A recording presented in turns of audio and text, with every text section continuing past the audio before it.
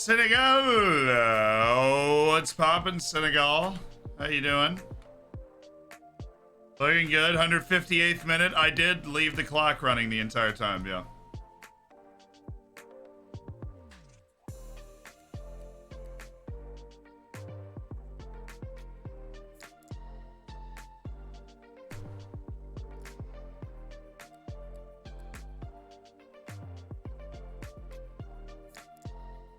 What's up, everybody? World Cup Day 6, Match 2. Host nation, Qatar, Senegal. Senegal and Qatar, they need 3 points apiece or else they're freaking screwed. That's all part of the experience, apparently, for both of these teams.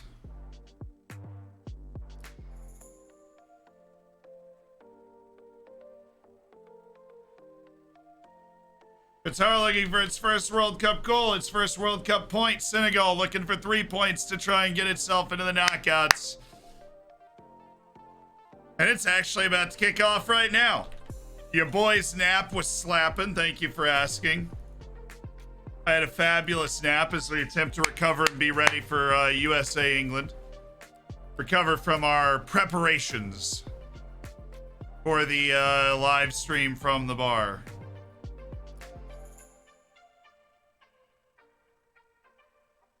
I missed it.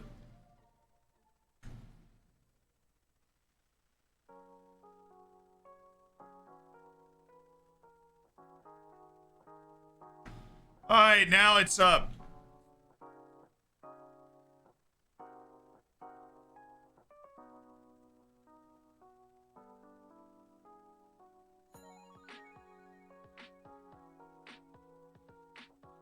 Qatar and Senegal.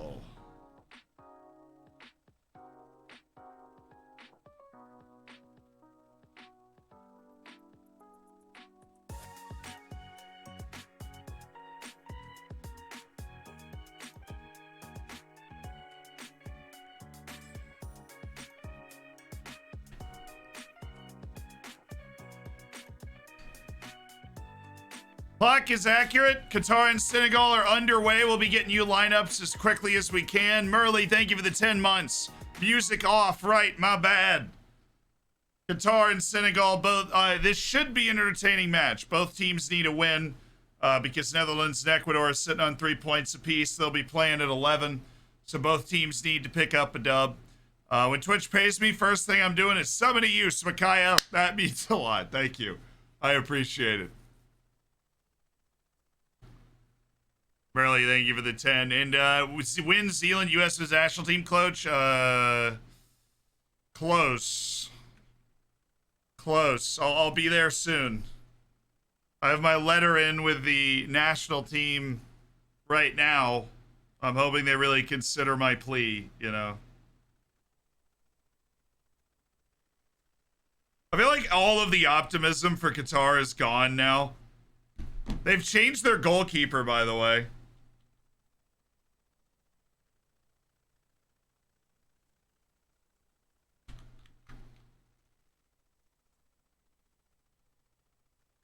Yeah, it didn't change its goalkeeper. Senegal.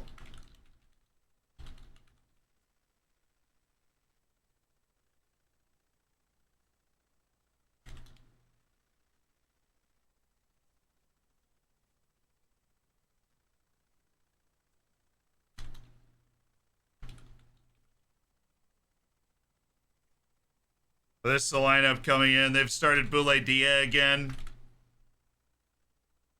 Boulaye Dia. They've actually gone and started the guy that was born in Germany, Ismail Jacobs.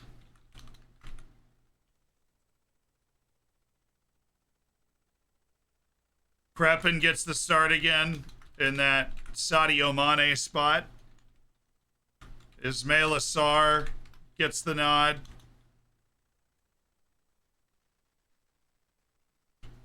Famara Diedhiou in there. Senegal will want to get on this early. Senegal will want to get on this like very early and make Qatar feel like they're playing Ecuador again. That is exactly what Senegal should be hoping to accomplish. Make them feel like they're playing Ecuador again. I think 3-0. I'm gonna go with a 2-0. I think that Senegal will. Oh, Ismail Assar! Oh.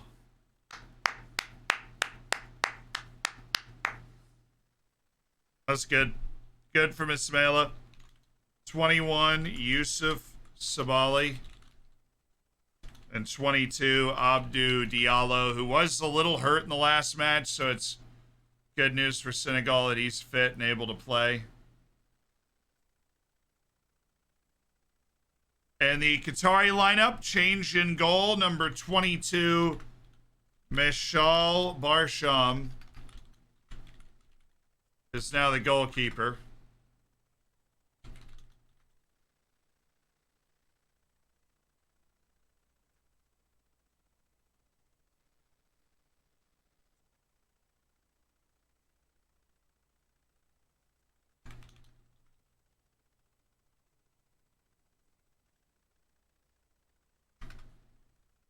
Hassan El Haidos, Akram Afif. Honestly, part of a fairly dangerous front line that Qatar has. That was interesting. Not a great pass. This Qatari team, remember they're Asian champions. I don't think they're going to, but they could pull like an Iran and then all of a sudden just become a competent team and give somebody some problems.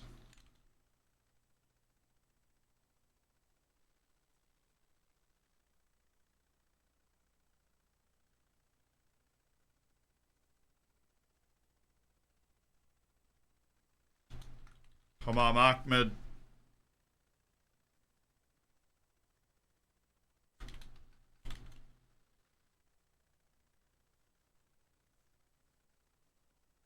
Boualim Kuki.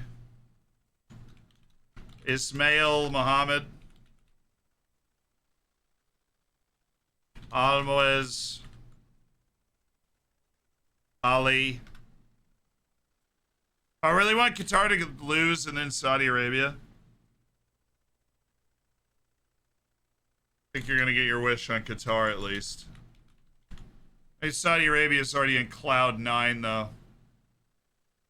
If you want the Saudis to lose, I think we're a little behind that one.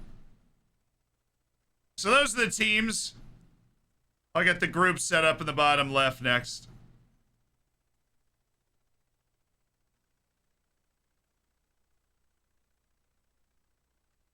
Qatar doesn't look bad. Qatar is set up very defensively in this game.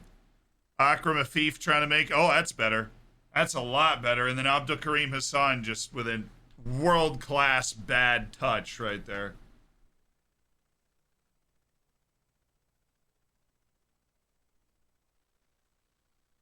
I know Edward Mendy was 30 years old.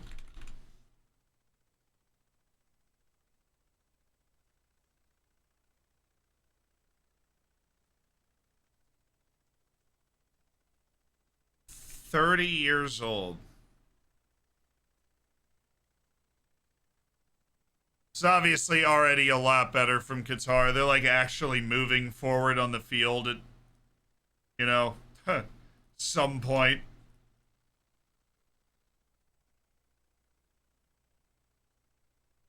All right, and this is Ecuador.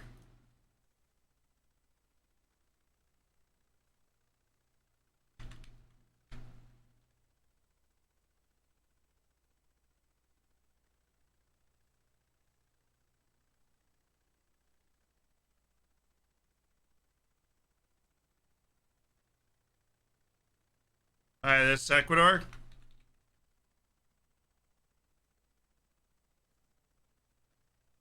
Yeah, people in the white, like the traditional dress, those aren't empty seats. So I think, this game's going to be packed. Oh, shoot it!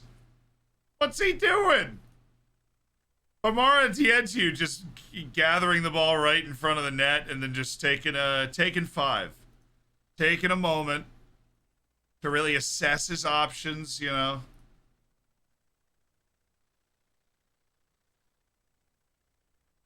Weird move.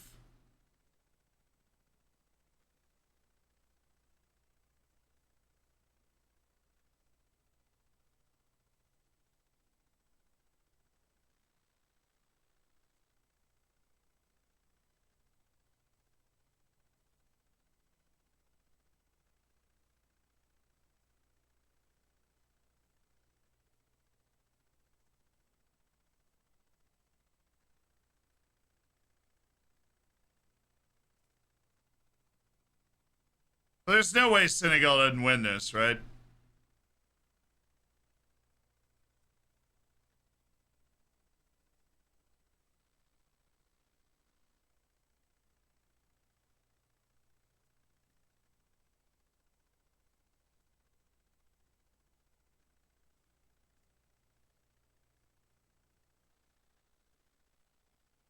Of course there's a way.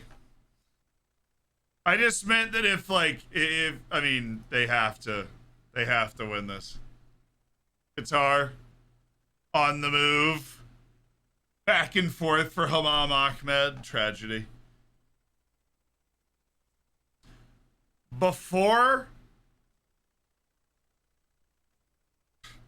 before the first match, I would have absolutely said that Qatar had a chance. Now, no. They're changing their goalkeeper, right? Because Al Sheeb was already bad, you know.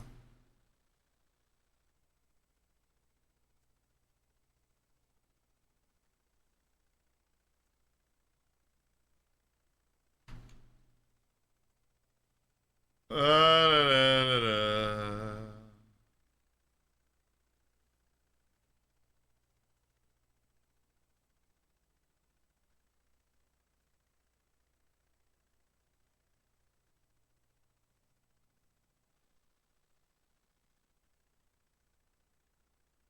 Senegal also hasn't created anything in these first 10 minutes, so maybe just like an actual shot on goal. Nothing.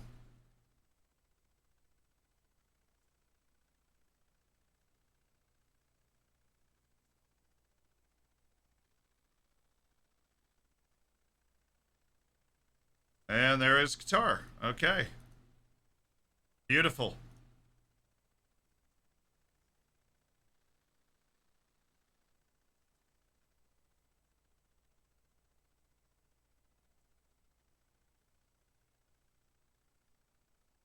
Senegal is just chilling in possession right now.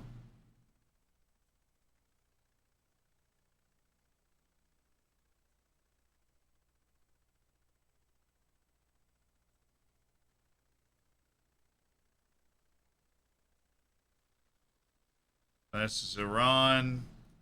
Put in the score of the last game, you know.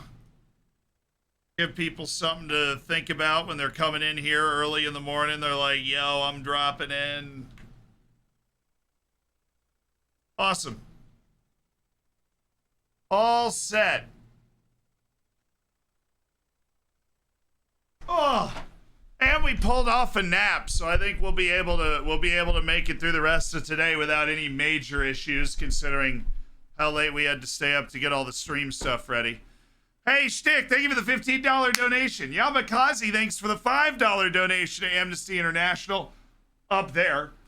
We are over $3,500 raised for Amnesty International while watching the World Cup here to try and make the world a better place. So thank you guys for donating.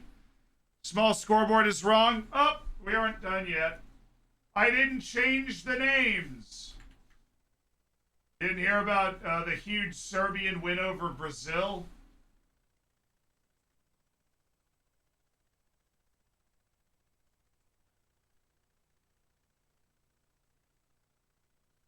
There you go. My bad.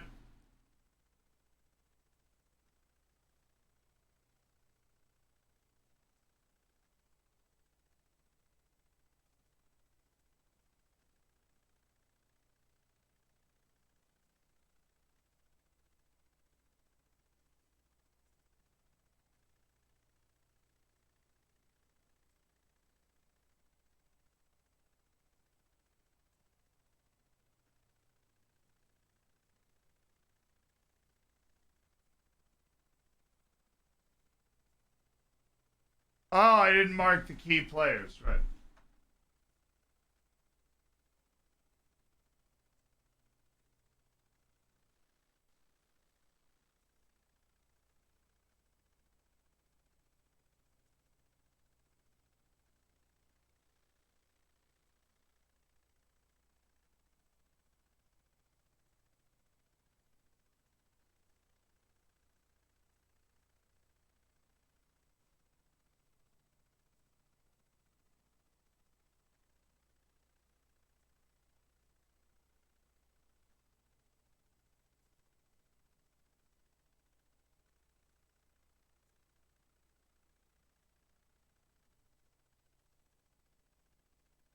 Are you back to win the tournament after round one? My pick was Brazil, and I... Oh, better ball, better ball. A thief? At least something for Qatar to hang its hat on in the first 15 minutes. We might just get a game. How's Wales-Iran? Great game. It was a great game. Really enjoyed it. What do you think of the U.S.-England score will be? 76-17, United States with the win. Sending a message as well.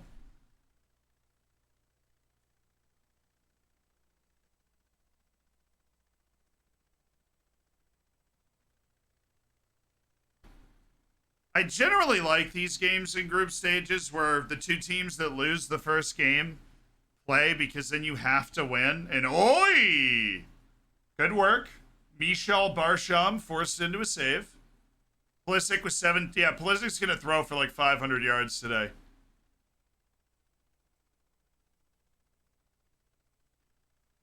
Thought you'd have the USA strip on to get ready for the Qatar game. Soon. Oh, that took a deflection too. That's not bad. Not a bad save.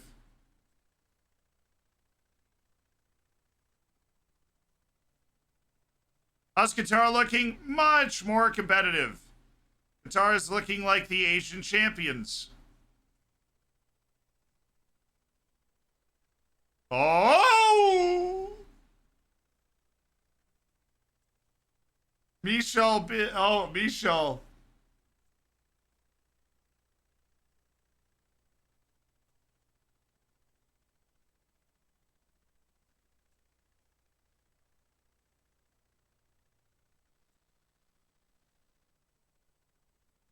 Change the keeper again. Who's their third keeper? They've had Al Sheeb. They've had Michel Barsham. They need to bring in Yusuf Hassan. That's the other goalkeeper in the national team. Bring him in.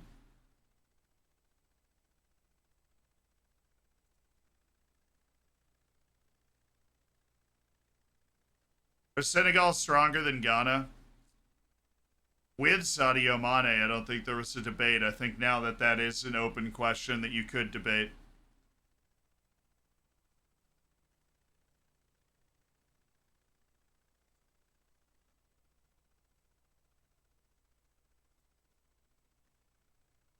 You might play better than any of them. Qatar needs a keeper. You'd think with all the investment they've had in their national team, they'd be able to train up one guy in the state of Qatar to be like a goalkeeper.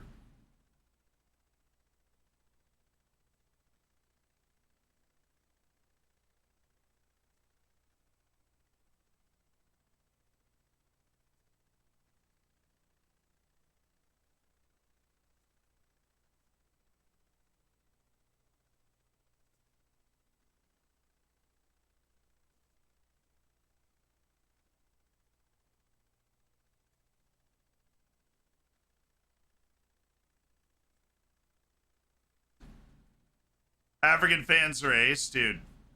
Yes. Senegal are African champions, I know. But without Sadio Mane, and they're not in the best form right now.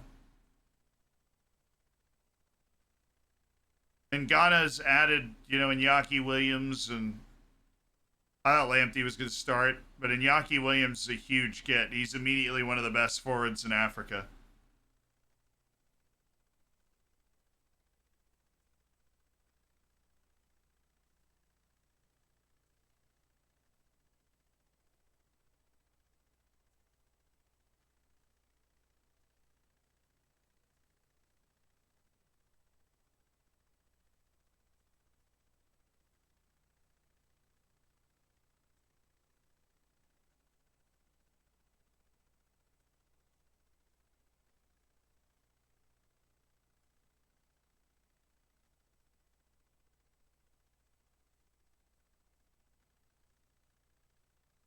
Pedro Miguel's a Qatari name. Hey, we've been over it. Like, Qatar has, a million problems, but they only have the fourth most nationalized players born somewhere else. 10 of their 26 were born outside of Qatar.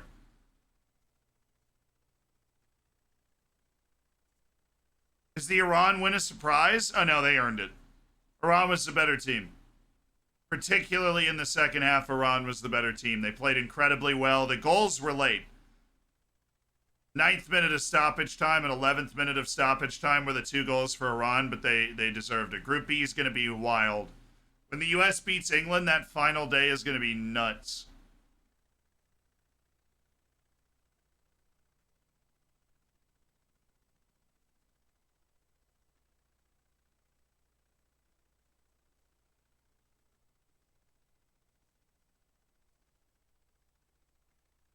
Believe it or not, kids, you're watching the Asian champions against the African champions. Yes, that is true.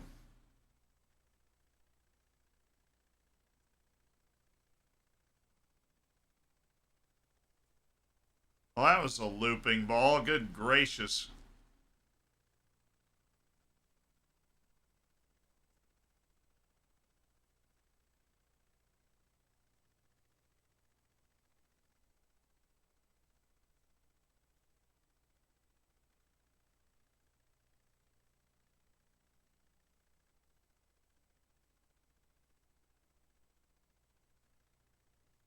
England, USA will be good, but England are going to have too much for them. US has got too much for England. How did Qatar beat out Korea and Japan for the championship? Well, South Korea hasn't won the Asian Championship since 1960. Iran hasn't won it since 1982. Japan literally wins it all the time, but they beat Japan in the final 3-1.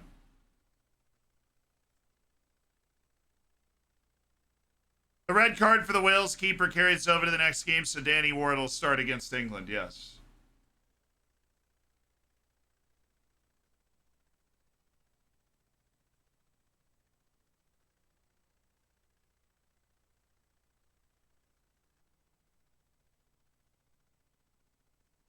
Also important to note that of all continental championships, the Asian Cup is always farthest away from the World Cup.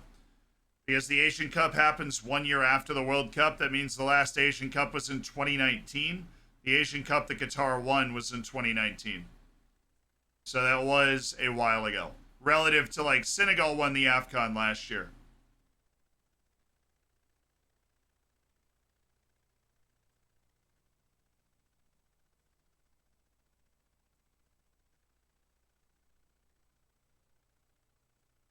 Hey, this is the last World Cup without an automatic qualifying spot for Oceania, so shout out to Tahiti.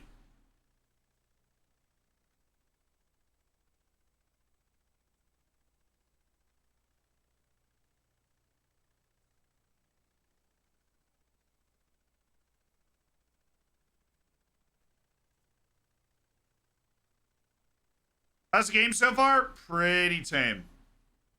Pretty tame. What happened to Neymar? He rolled his ankle. So he's hurt. I'm sure they're going to do some cryogenic whatever to make sure he can play games they really, really need. But Brazil, after that performance against Serbia, is feeling very okay about finishing first in that group.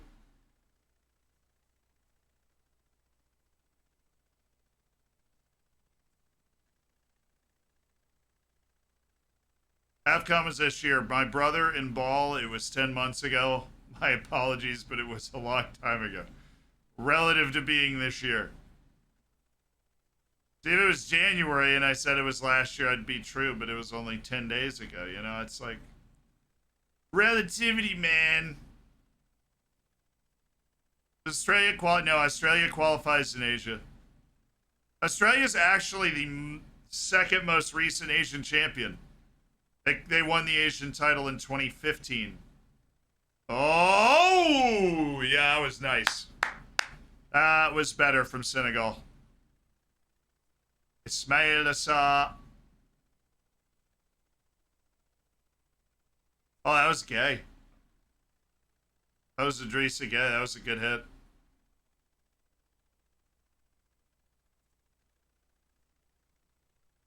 Australia's fake Asia. Now, Australia joined Asia in like 2008. They joined Asian qualifying because honestly, if you like keeping Australia and Oceania is just stupid because Australia's population is more than like every other country in Oceania combined times 3. Like, Just felt dumb. No, Australia's not moving back. They're going to stay in Asian qualifying. They're also the farthest west country in Oceania, so it like while it's still a long road trip for Lebanon, it's not as long as others. Oceania is necessary because like freaking Vanuatu can't Vanuatu's not playing away days against like Jordan.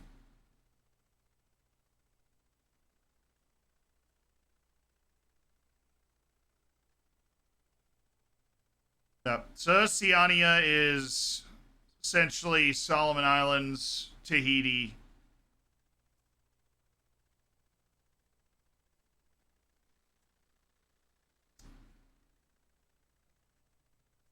Hold on. Hold that thought. Abdel Karim Hassan on the move. Oh, that was deflected.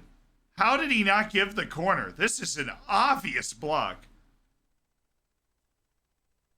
I'm surprised Hassan wasn't more mad. Oh, good goalkeeping.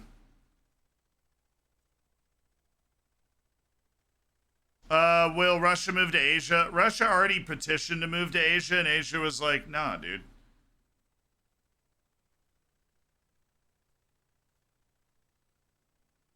But no, Oceania. Who was I thinking of?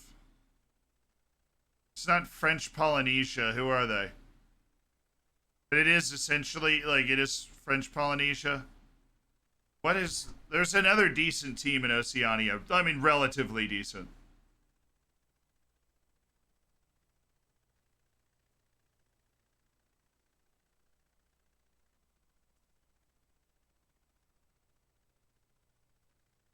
I'm looking it up right now. Member nations. New Caledonia. It's Tahiti, Solomon Islands, New Zealand, and New Caledonia in just a pile of teams that probably will never make it. The reason that Oceania, look, they would love to just include it in Asia, but if you are Jordan and you're playing away against Tahiti, that is a legitimate, like, outrageous road trip. Outrageous. And unlike Australia, you can't spot the bill on that. Oh no. Oh, it's okay. What do you prefer in the case of ties and points, goal difference or direct encounters? I prefer direct encounters. I prefer results against opponents is the way they'll word it.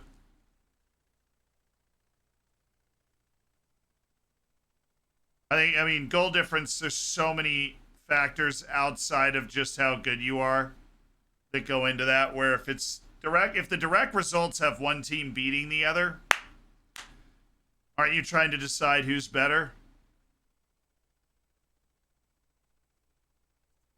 Oi, oh, you could, oh boy, oh boy! Oh boy. Michel Barsham on a bit of a safari.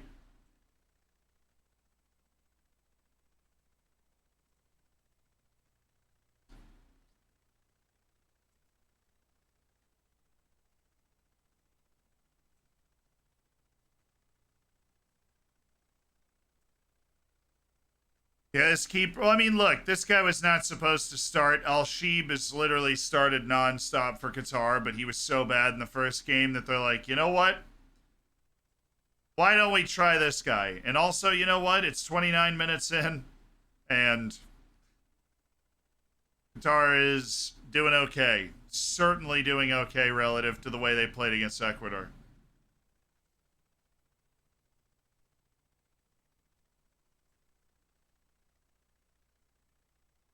It's well one back. Good tackle from Buriev.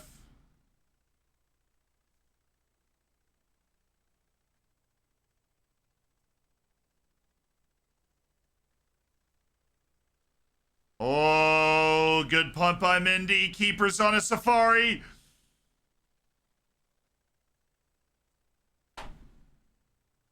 Dude, this goalkeeper.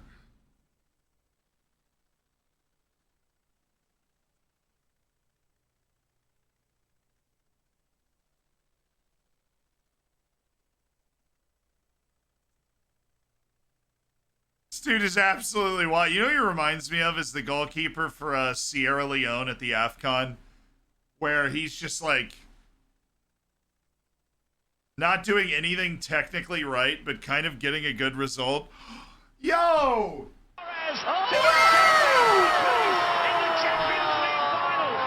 Felon Psychology with the $100 donation to Amnesty International. Thank you so much for throwing down the money for Amnesty. That is a very important $100 going straight into helping people whose human rights are being threatened around the world. Thank you so much for that, Velen. Huge W from Velen Psychology.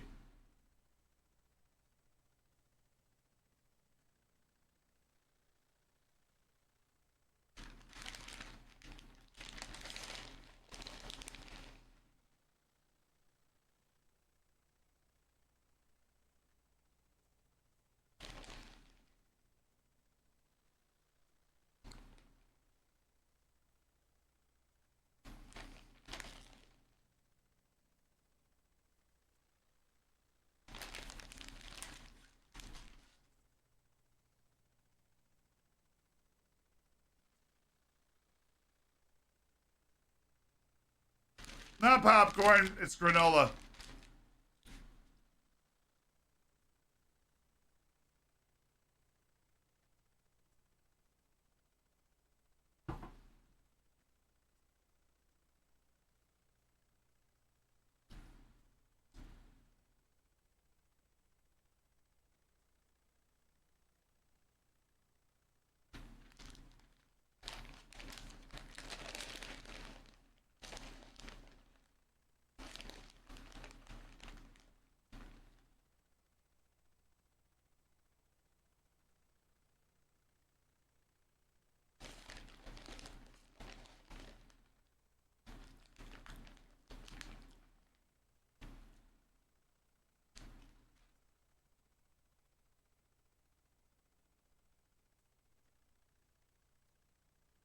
All right. Important discussion. You're asking, so Berhalter's definitely going to play the guys on yellows and they'll miss the Iran match, right? I think he should. I think Greg Berhalter can't take anything for granted. Iran's a good team. I think the U.S. has to win one of these next two games. And you can't assume you know which one is going to be the one that falls favorably for you or your team's going to show up in. I think you got to put the best team you can on the field. Yellows be danged, you know? You got to put the best team on the field and get the most points out of this that you can. Come on. All right, we're not resting to play an Iran team that just beat a team we drew, right? Like you know, we got to go. The U.S. has to go all out now. I mean, a draw doesn't do a lot other than build our confidence and our pride. We'll still be a point behind Iran going into the last match day. Now, you know, I think we're favorites against Iran, but it's obviously not going to be an easy match. They're confident. Big Darby. 3Axu, thank you for the $10 donation to Amnesty. And Big Dinos for the 15. Oh, Afif. Akram Afif.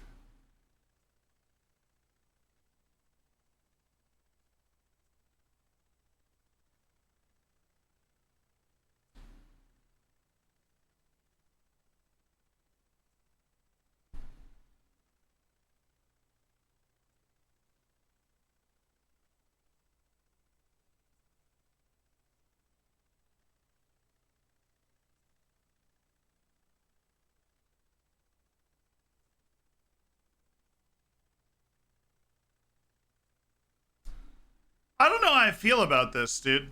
I mean, he's obviously looking for it, but isn't that a pin? I will say it is refreshing, and I've always drawn a line between the Qatari government, which I am not a fan of, for obvious reasons, and the people, because it is refreshing to all the accusations about bribery and everything to see the Qatari fans be just as upset as I am about like a pin call that they think should go a different way.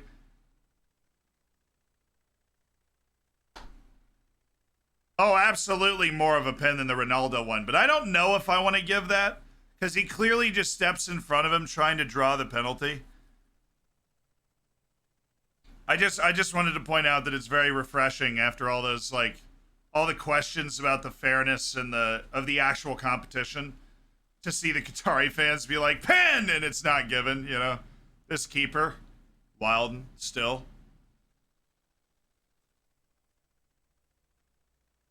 I mean, it is a dive. He's totally looking for it. I will say I think Akram Afif probably should have just taken that and shot it, dude. I think the reason not to give that is to prevent the tactical seeking of penalties.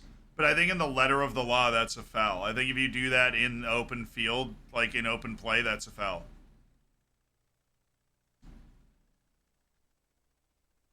Yeah, look, it is much more of a pin than the Ronaldo one. It's much more of a pin than the Ronaldo one.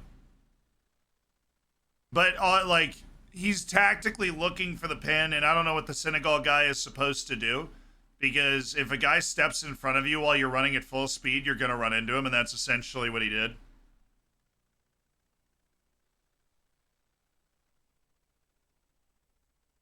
But he should have shot. I don't know why he didn't just go in and go for the shot. He was clear. Yeah. He should have shot it.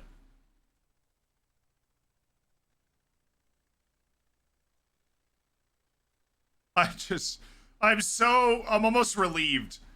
I'm relieved that Qatar didn't get a penalty that absolutely could have been called by the letter of the law. Like, Qatar kind of got screwed there. And that is, I don't know. I don't think it's something that any of us expected to actually see. Because I think we're all aware of the fact that Qatar gave, like, serious benefits to certain exec board members in order to actually get the World Cup. But at least they haven't gotten to the refs, it would seem, you know. Which is, okay, at least the Qataris are respecting integrity of sport, I guess.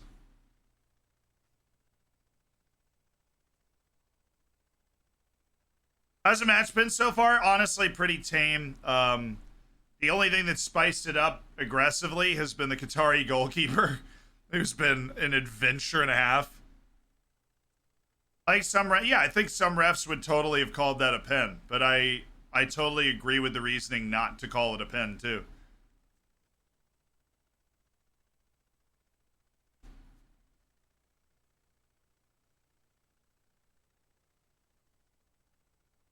Is the stadium so empty? It's not. There's just the traditional Qatari dress is that white clothing. So they look like seats when you zoom out. Qatar, yes. Barsham is a sweeper keeper on attack. He might actually just be a libero.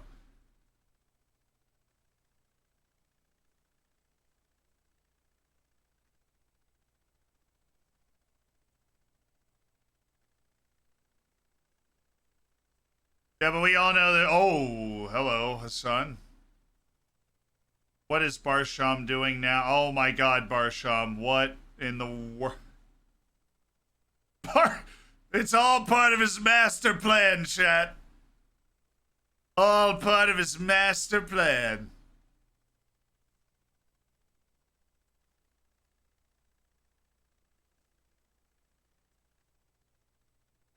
I didn't know the foul was there. What is going on? I don't know. Barsham just mistook his touch and Madibo saved him. Asim Madibo.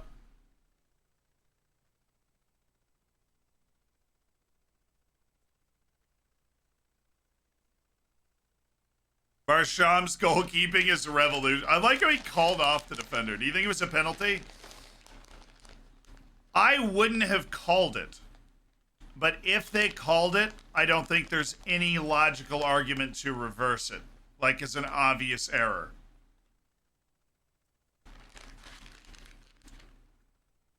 But I would not have called it.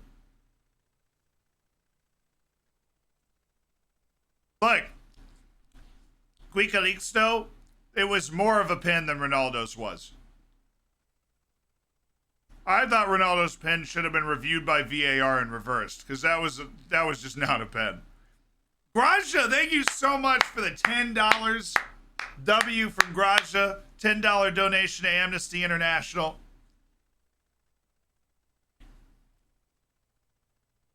Why wouldn't you have called it? I mean, we just ran through all of it, but he's clearly looking for it. I don't know what the Senegal player is supposed to do. He's running full speed and a guy steps in front of him. I honestly think rewarding that sort of drawing that foul for a penalty is just stupid and shouldn't you shouldn't do it. And obviously this ref agrees, you know, because he was so clearly looking for it. The Senegal player couldn't do anything and didn't actively go to foul him. But, you know, in the letter of, like, if that happens in the center circle of the field, I think you call the foul. So,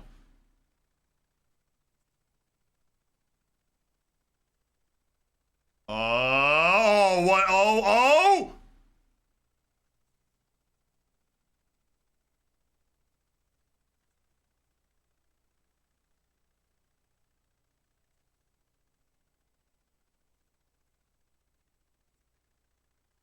Oh, what is he doing? Oh, Qatar, no, Senegal. Senegal with the goal, and honestly, their fans deserve it. Look at those big ballers. Dude, that is brutal. That is a brutal mistake. Oh.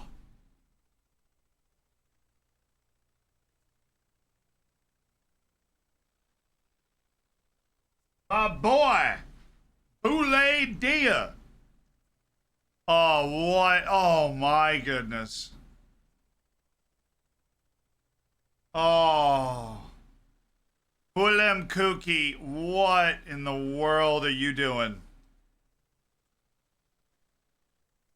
You know, there's a certain irony. There's a certain irony in Qatar building these very slippery pitches and Qatar being punished the most harshly for slipping. Like, I think the pitches are just so slick and people are slipping all the time. And Qatar's slippery fields have punished Qatar now more than it. They're the only team that has been caught. I mean, Ghana maybe, with Iñaki Williams slipping after he turns the corner. Kaspar Wall, that's just actually not true.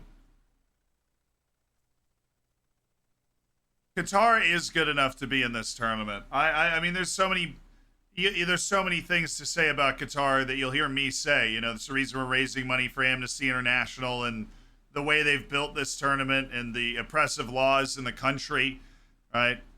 But it's important to maintain perspective on at least half of that, right? They're not the only country in this competition with oppressive laws, including a country like Saudi Arabia, who's upset we celebrated because, you know, it was a wild upset. But Qatar are the reigning Asian champions. Like, this team is not a joke, right? These guys are clearly competent. They are the reigning Asian champions. They went to the CONCACAF Championship, the Gold Cup, which they sponsored, and the Gold Cup, like, invites a participant every once in a while. And so Qatar played in that. And they made the semifinals. So, yeah, I think they are good enough. I think there's a very reasonable assumption that the reigning Asian champions would qualify for the World Cup if you went through normal qualifying. I also think that, very similar to Iran against England in the opening match, that they are very heavily affected by a lot of the things going on off the pitch. And I think they're absolutely like that. That's crazy to think they're champions. Yeah, I know. Look, that's what I mean. And that's why I think that, like, because I've watched, because I'm me, and I quite literally sometimes have nothing better to do. I have watched the extended highlights of every match at that Asian Cup. Qatar was the best team there. Qatar beat Japan 3-1 in the final. Oh, Pedro Miguel seems to be in some serious pain, which is not good for them. Where'd he get hit? Oh! Oh! 2 knees to the ribs. Oh! Ow! Ow! Yeah, exactly. I think World Cup experience is very important. Qatar has none. They've looked completely overwhelmed by the occasion. I mean, like, just stupid mistakes like this. I actually don't know if that guy slips. He really just falls down. He doesn't lose his footing. That's just an atrocious defensive error.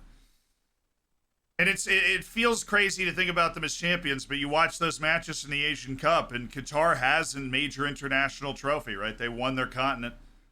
And I think that alone, them being able to perform that well, they did the first round of qualifying in Asia because that's also Asian Cup qualifying for next year. The way they do it in Asia, it's like, you know, you qualify for the Asian Cup through that first round of Asian qualifying and then get to the next one.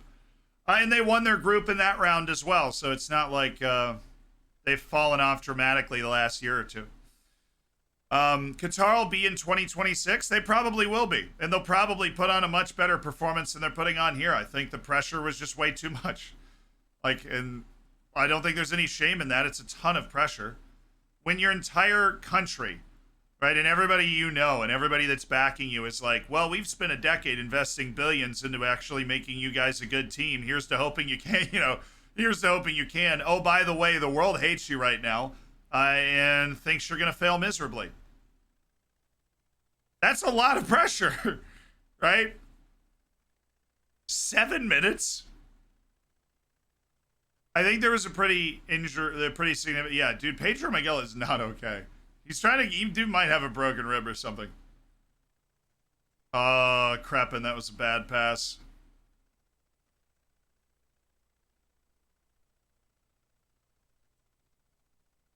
Qatar won't be in 2026, dude.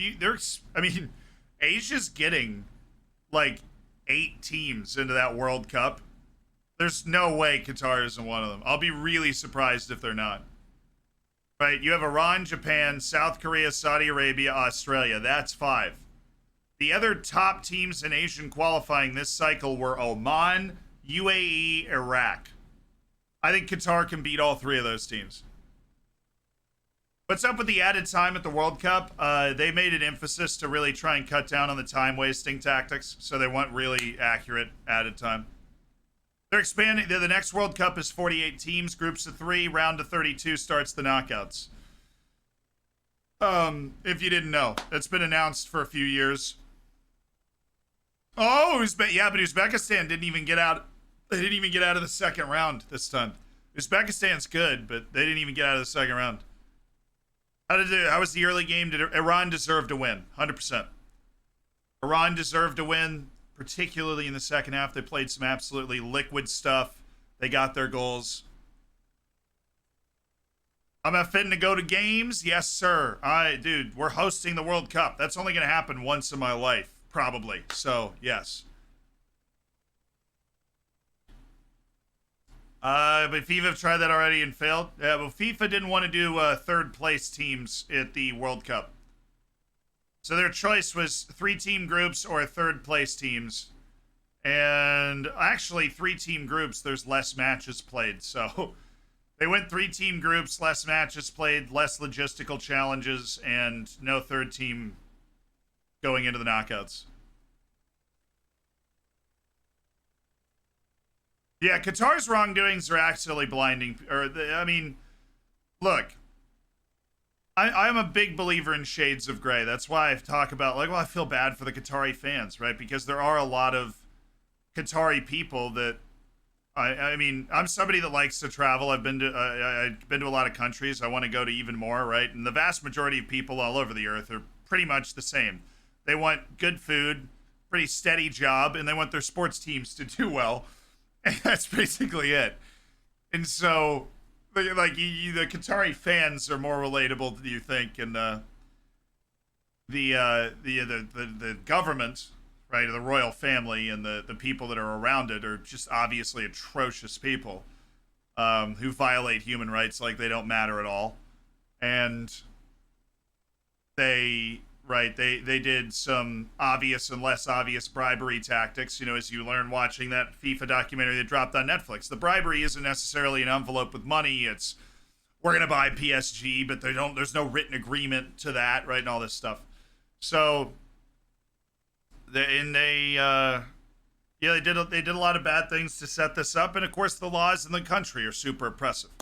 Like I said a little while ago, they're not the only country in the tournament with some pretty oppressive laws. Freaking North Korea played in this tournament a while ago, right? And as bad as Qatar is, I would say North Korea is definitely worse. So there are levels to the game here. Qatar's on a pretty low level when it comes to human rights. But in terms of the team, the players and the fans, you know, you can still look at that as like a normal team. And the team won the Asian Championship and isn't that bad. But I totally think that and the pressure has crushed them right now.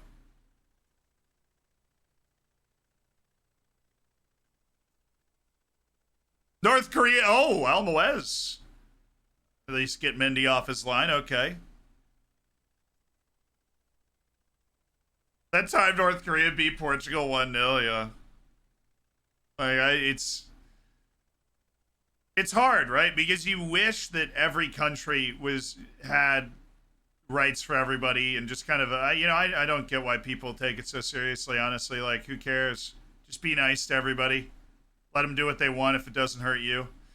But if you want to hold a World Cup with every team in the world, people are going to have varying stages of development in terms of human rights. I do think that eventually we're working our way towards everybody just being okay to be who they are. But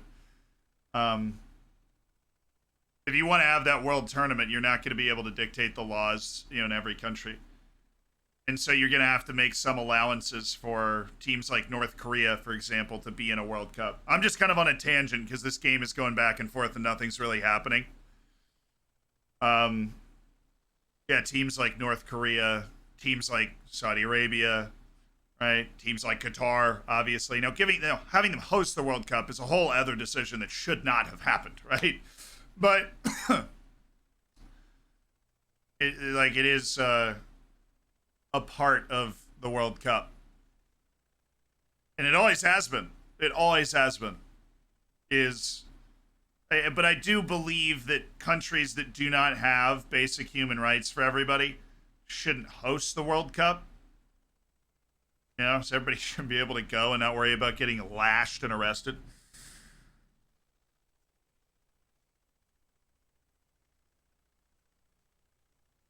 Skeletor, thank you so much for the Prime. Schmalt, thank you for the tier 1. So I'm a big fan of nuanced discussion. And I appreciate you guys not going super internet rage mode and being willing to have it, right? That's halftime, right? Should be. Yeah, and the Iranian, that's the thing, is you don't know what these Qatari players feel. They might actually hate their own government. The Iranian team is speaking out against their own government, right? So, you know, define human rights, just letting people do what they want to do as long as it doesn't affect you. Let people be okay and do what they want to do. And I think the Declaration of Independence does a pretty good job. Life, liberty, and the pursuit of happiness. Seems pretty good to me. Halftime, baby!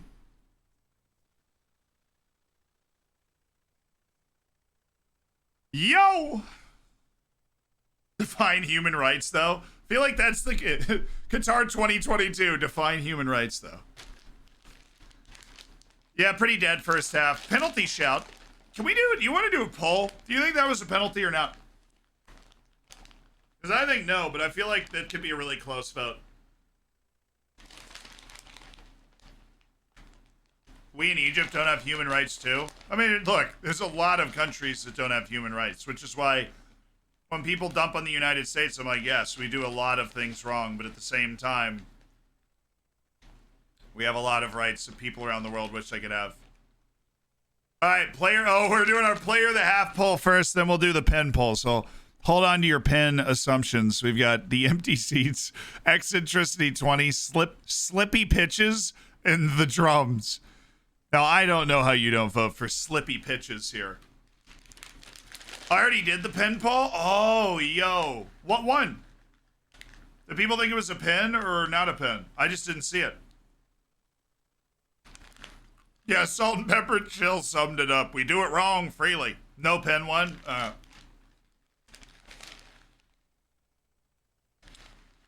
An American talking about human rights and what other countries do?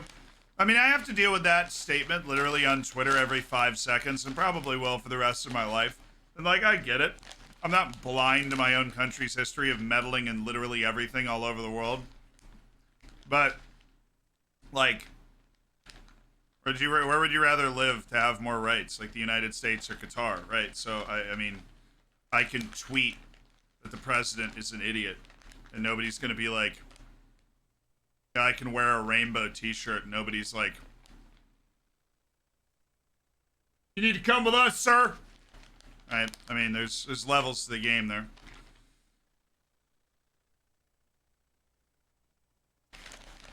Like I mean, yeah, colors do be scary though. Colors do be scary, brother.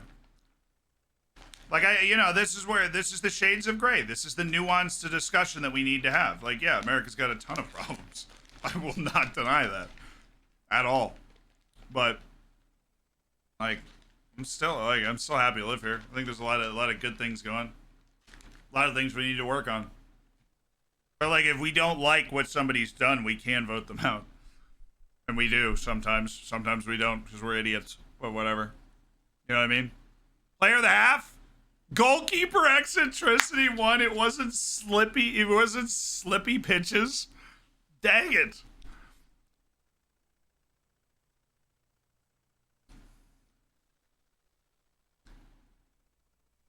Ugh.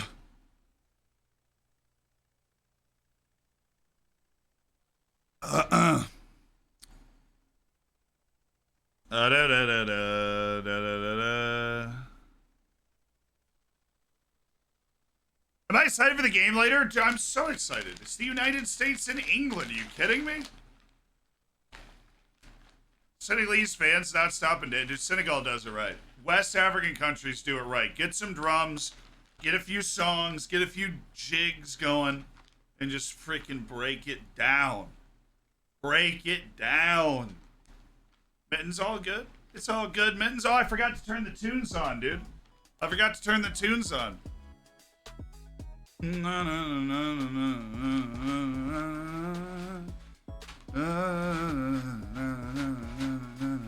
The problem with moralistic support for me is that often the countries people want to wring their hands about having poor human rights are under regimes put in place or supported by the countries tutting so loudly at them. It's actually a really good take. Because sometimes that is true. Sometimes that is true. Like, Qatar only exists because England was like, yo, what's up, homie? Sealand describes colonialism. Yo, what's up, homie? We already did the pen poll, apparently, Spicy B, and it was no pen was the decision.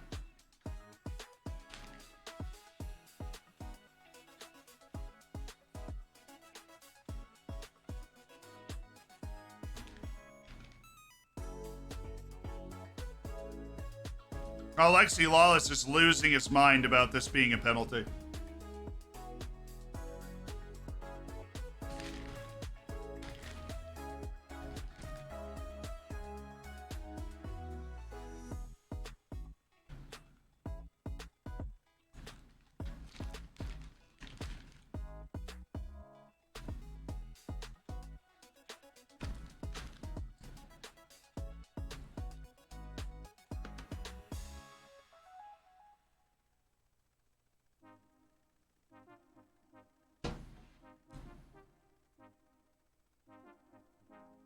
I missed the Wales game. Thoughts on how that result affects the U.S. chances? No, it's simple. We just got to beat Iran. We got to beat England, and we have to beat Iran. That's it.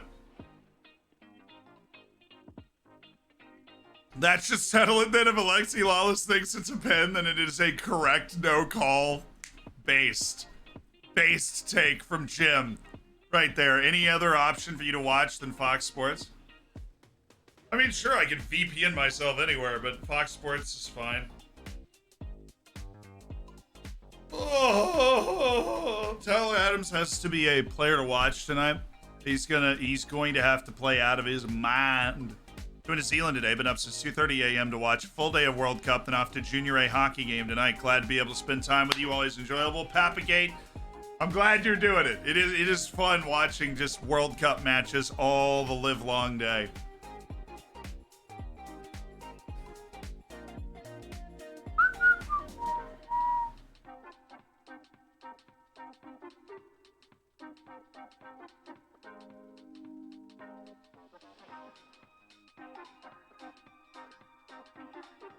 How do you feel about the quality of each The quantity of each football association gets an addition. Do you think it's fair? I think maybe Europe should have gotten a few more. Maybe Europe should have gotten a few more.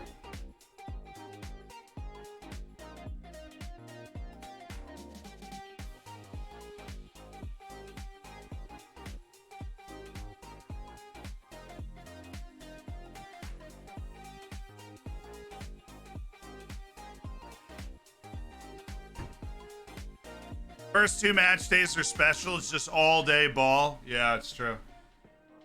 Well, I am looking forward to my favorite part of the World Cup, almost, outside of the, you know, truly exceptional few knockout games that happened, is that third group stage day, because there's just such crazy drama that can happen, and you're watching multiple matches at the same time. So there's like almost always something to look at.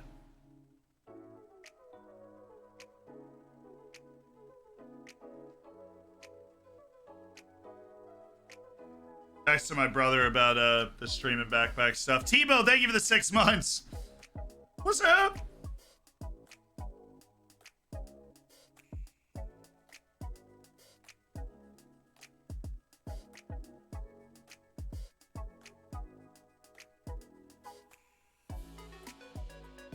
Do-do-do-do-do-do-do-do.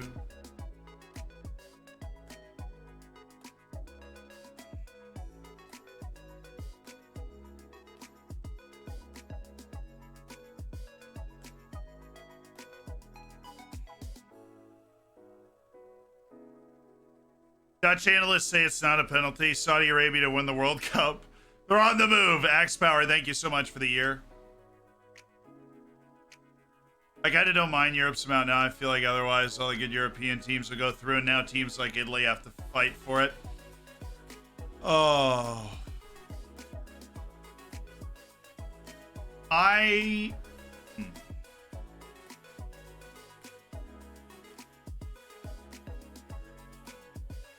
One, I think the U.S. is going to win today. Hell yeah, brother. 2...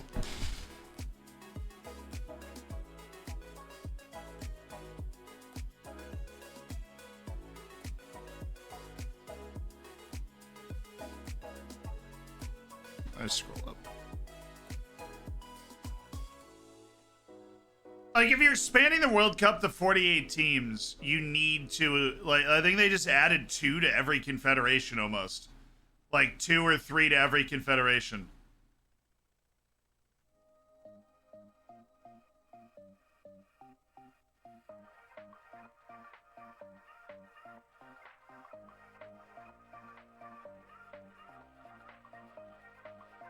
They probably should have thrown a few more to Europe. Now, I don't want, like, every decent European team in, but... Clean, do you play bootless again? Apparently that story isn't as funny as it used to be. Apparently it was a thing where they said they would be, like...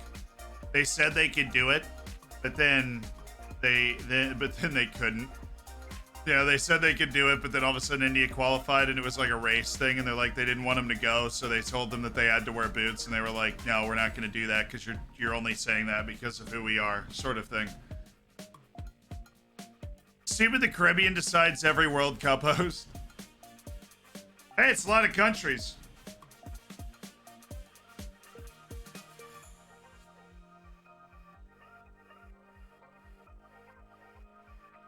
All right, I've got to go get a charging cable for something. I'll be back for the second half. Yeehaw, brother!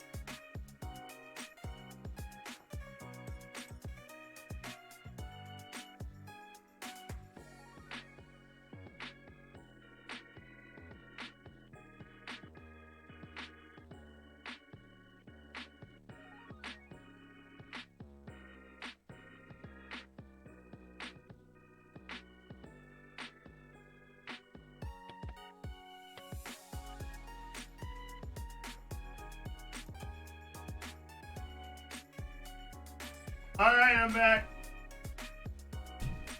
Couldn't find it. I have no idea where he put this charger. No idea.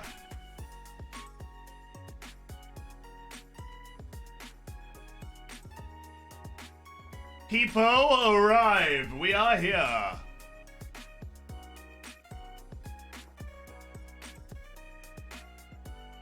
All right. Qatar hasn't been bad. Senegal deserves the lead.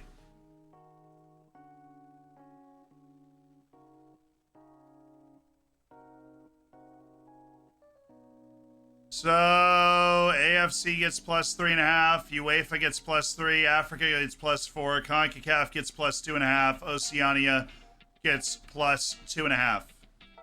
Or Oceania gets +0.5 to get one automatic team in. Music off, my bad.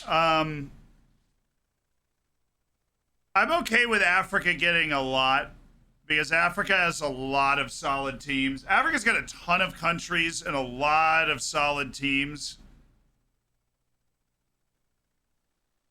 People Arrive is one of my favorites. People Arrive and People Leave are fabulous. But I think, you know, I mean, you got Algeria, Nigeria, Mali.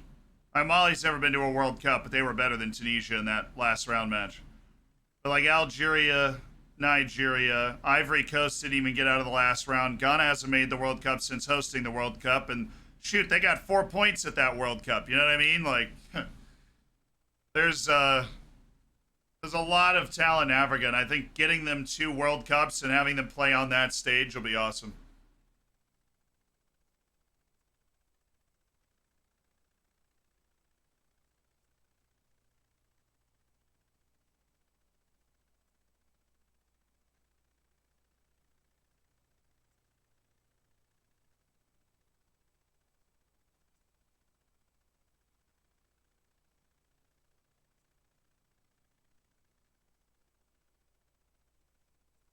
Oh, I'm in South Africa.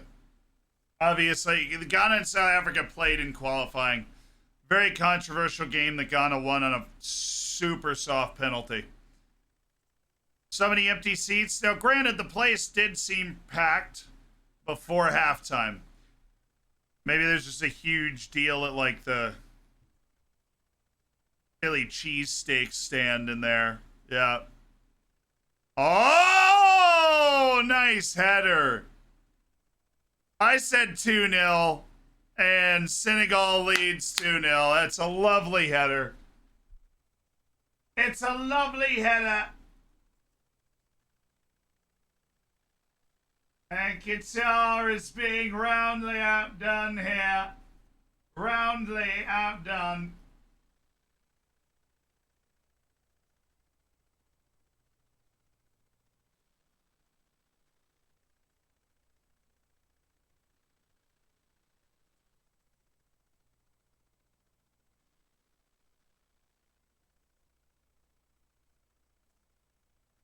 Yeah, there goes Qatar's halftime plans. Yeah, it's a brutal time to concede. Near post corners, OP. Give it to him.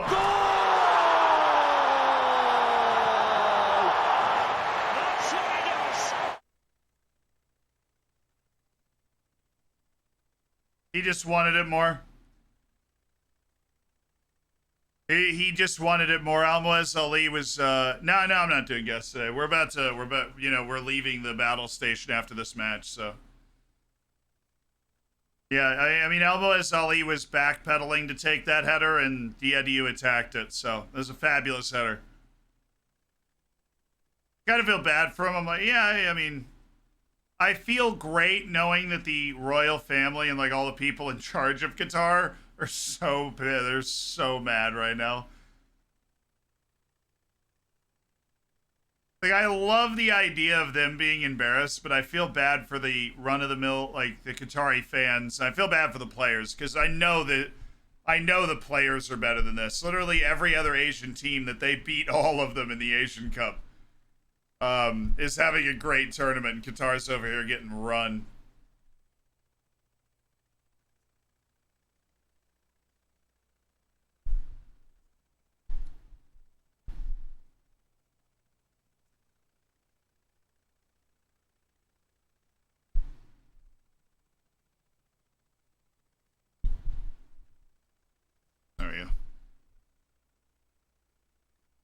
Watching us lose the heartbreak. Watching us lose to Ghana was heartbreaking. Yes, I can imagine.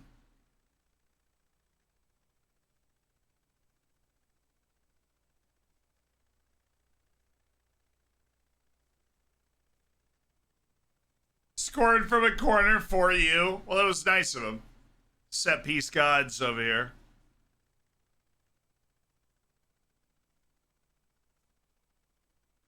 Oh, that was a good ball. Oh, my goodness. Oh, he was off. Okay. But seriously, what an awful header by Abdul Karim Hassan.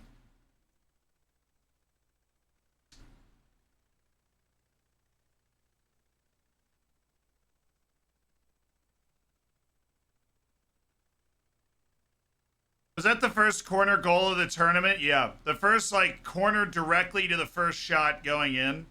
That's the first time that's happened in the whole tournament. And it was a really nice one. I hope at least 2 Asian teams go to the quarters. I mean, I think... I mean, Iran has a chance. The way they played today, if they can do that again, they have a real chance. Japan... And to me, South Korea's got a better chance at that than Saudi Arabia. I think Saudi Arabia caught lightning in a bottle.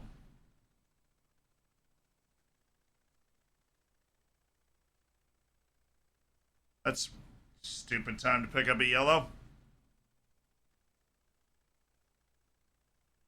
I'm going to be honest with you. I don't know if Japan is safe.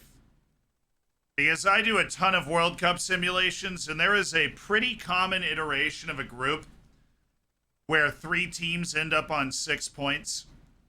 Japan is not safe yet. And if 3 teams end up on 6 points, it comes down to tiebreakers, you know. Danielo's out for the group stage. Ooh. Yeah, I mean, Brazil's still going to get out of the group. Brazil could start me at right back and get out of the group.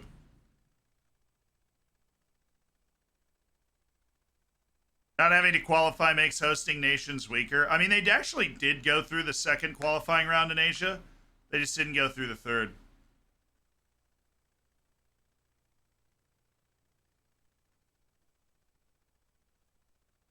Because the second round of Asian qualifying is also Asian Cup qualifying, so they had to play in it anyways. And they won their group and everything. Like, they did all the normal stuff that they were supposed to do. That requires Germany beating Spain? Yes. If Germany beats... So here's how that happens. Japan beats Costa Rica, Germany beats Spain, Spain beats Japan, Germany beats Costa Rica. 3 teams on 6 points. And then 6 points is not safe. The lowest amount that guarantees you go through is 7, and the lowest amount you can have and possibly make it to the knockouts is 2. You can make it to the knockouts with 2 points.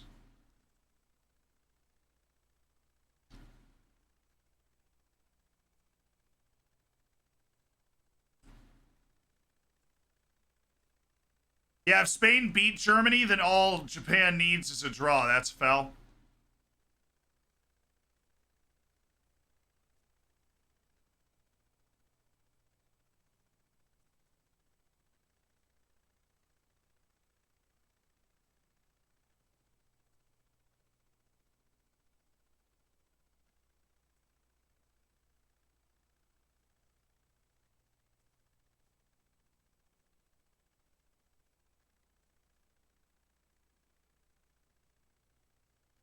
USA is going to play in Copa Americas. Yeah, the USA's already played in like 1 Copa America. I'm sure Copa America will throw the US, Canada, and Mexico in there. Honestly, I think the whole Western Hemisphere should combine its qualifying. That's what I think. The flights are not that long. Canada to Argentina is shorter than what Asia's doing already. Like, I think that... Oh, Hassan! Oh, it fell kindly. I feel so bad for Akram Afif and Almoez Ali. What a touch by the keeper here. Because those Those two guys can ball. Those two guys have serious game.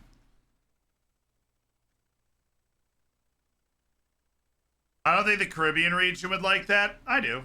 I mean, you have the same amount of opportunity to qualify, dude. Who would be your next African nation to host a World Cup? Morocco. They've been bidding forever. They might get 2030, dude. They've bid on like every World Cup over the last 20 years. CONCACAF didn't want to unite the regions. I think it makes a lot of sense. It gives us the opportunity to play against better quality consistently in qualifying. And it gives South America the opportunity to not play 18 games in one group and have a bloodbath of a qualifier.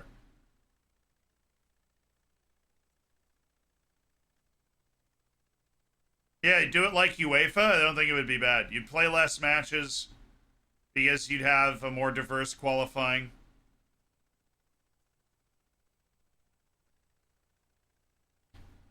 Ghana wants 2038. Dude, Ghana would be sick. But if Morocco gets 2030, they won't go back to Africa 2 months later.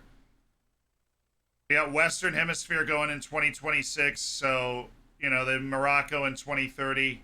Probably Europe in 2034. And then like Asia or Western Hemisphere in 2038. That'd be my guess. Doesn't that mean more South American teams go through? I don't necessarily think that's true. I think if you put up Costa Rica against like freaking Peru, I think you got a pretty decent game. Peru's probably the favorite, but I think it also elevates the teams too. I mean, Costa Rica's not going to try and get any better, right? Because they already make the World Cup all the time.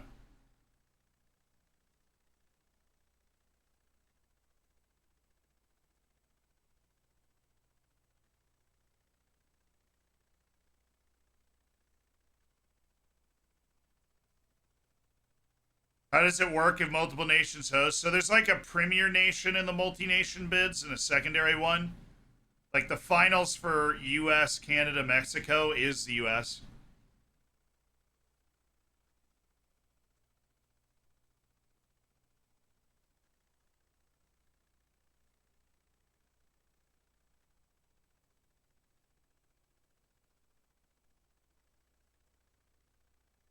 I like getting new countries to the World Cup, though. I really do. Like going back, the United States hosting a second time. We shouldn't host it again for another 100 years. You know, like I like it, and I don't know if Ghana has the ability to host a World Cup, but if they do, I would love for them to have it. I mean, that's a football mad country, right?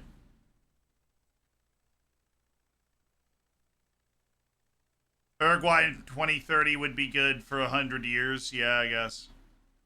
You streaming any of the Peacocks? Yeah. Just not while there's 4 matches a day that are spaced out. Now, once we get into the third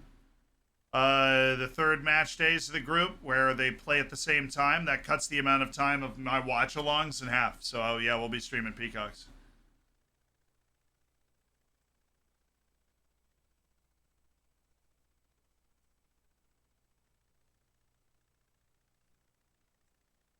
A shared West African World Cup would be cool. Yeah, I mean, security concerns, I think, would be major. Like, if you did Ivory Coast, Nigeria, Ghana. Be cool. Who gets the auto qualifying? All of them go.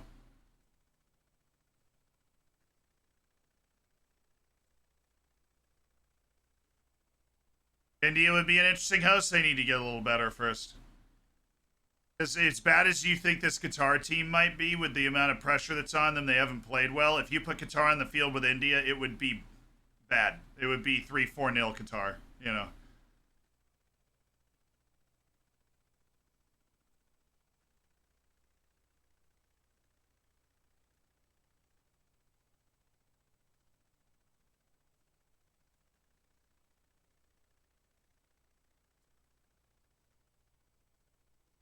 A joint Congo World Cup by DR Congo and Republic of Congo, that is a bad idea for so many reasons. Not big fans of each other. We'll start there. But Indonesia, also, you need to get a lot better. Like, as much as people look at Qatar and they're like, how did Qatar get the World Cup? They don't have footballing history. Qatar's been really competitive for like 30 years. They've missed the World Cup by 1 point a couple of times. Like they knew that if they gave the World Cup to Qatar, the national team was going to be able to show up and not get embarrassed. And they've not gotten embarrassed. You know, they're just not good relative to the teams they're playing against, but they're still competitive.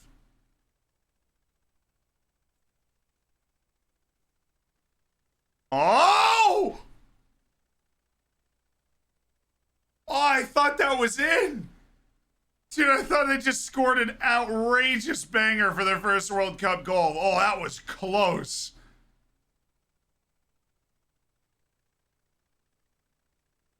Oh.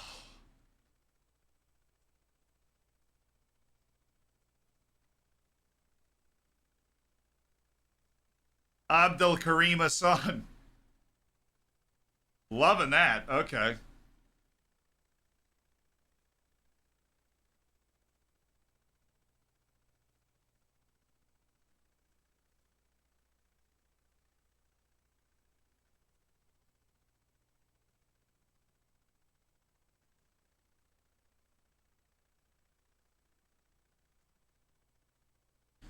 This Qatar team would lose 12-0 to Brazil. In fairness, I think Costa Rica would lose 14-0 to Brazil. Oh, Akram, again.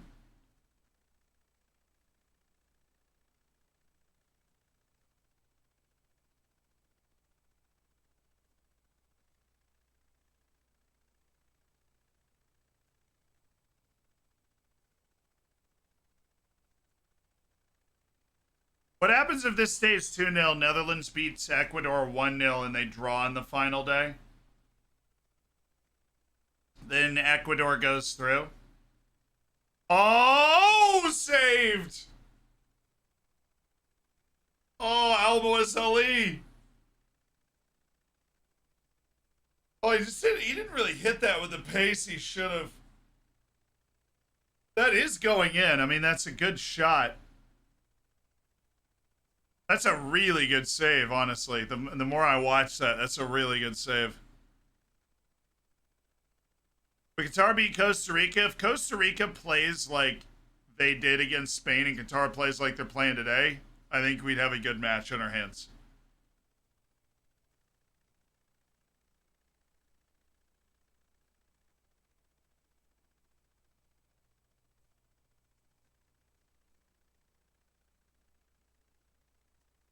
Dang, Almoez Ali. Okay. Oh, Miguel.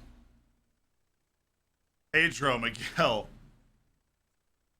Yeah, I do hope they get a goal at the World Cup. I mean, I feel like it would be cruel to their people. I'd be cruel to the players to not get a goal. I think it would set their, national team back a bunch.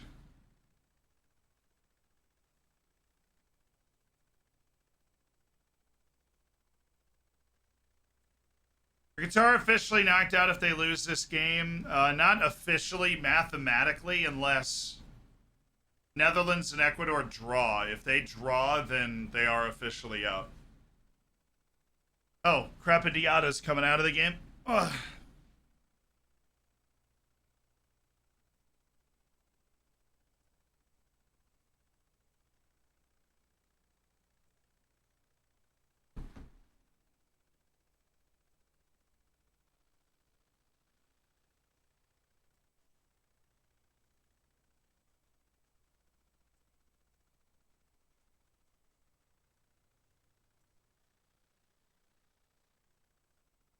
Pate Cis, second international appearance.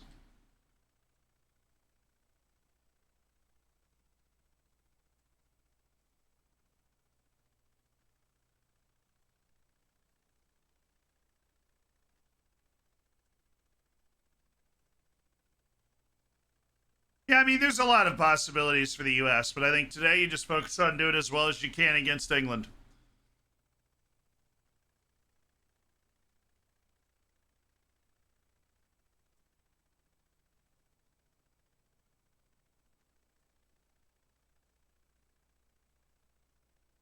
They're out even if they don't draw. I guess because Ecuador and Senegal play on the final day. So, yeah, if Qatar loses, they're mathematically eliminated. Now, if Ecuador beats the net... No, they're not. Not yet. If Ecuador beats the Netherlands, then Qatar would still be alive even if they'd lost. Because then Qatar would have to beat the Netherlands, and Ecuador would have to beat Senegal, and then Qatar could mathematically pull its way back in. They would need to beat the Netherlands like 4-0, though. Not going to happen. 10 men behind the ball? Nah. The U.S. does play a very defensive style naturally, but will attempt to hold the ball. So they're going out? Yeah, Qatar's going out. I mean, unless they've got 2 goals up their sleeve in this game, Qatar's going out. I'm just talking about mathematical scenarios. I don't think Qatar's going to beat the Netherlands. I'm just saying. That's like the situation.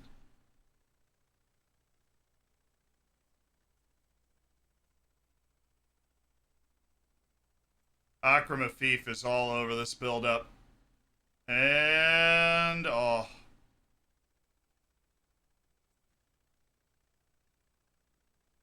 Oh!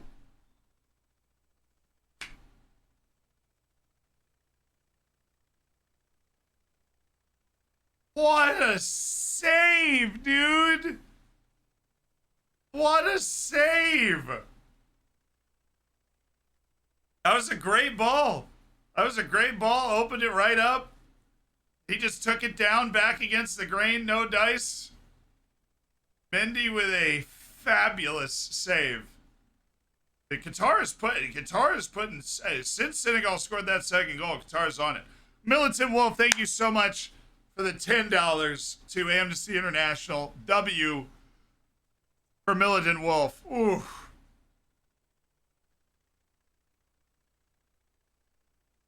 Wow, that was an outrageous save by Edouard Mendy. That is a phenomenal save. Wow. Pure reaction.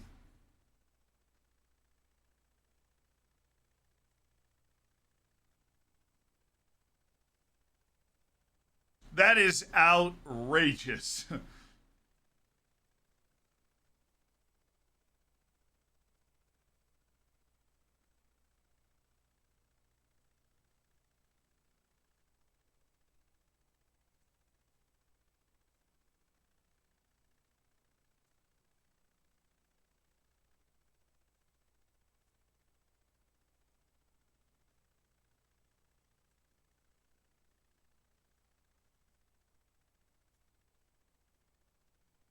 Whew.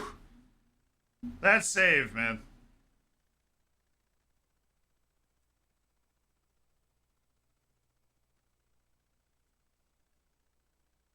Oh, they took out Booty-Up. He's been hurt.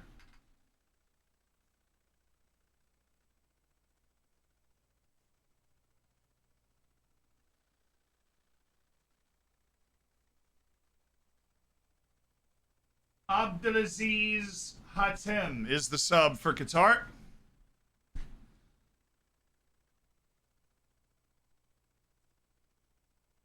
Hey, G Mesta, W, thank you for the $5 donation to Amnesty International. We continue to raise money up there. I'm going the wrong way for a great human rights organization. Try and counteract the impact on humanity done by this World Cup. So thank you for the donation. Huge dub for Jay Mesta with the $5 to Amnesty International. Why does Senegal always stop playing near the end? I don't know. They took the 2-0 lead and Qatar's just beaten them since.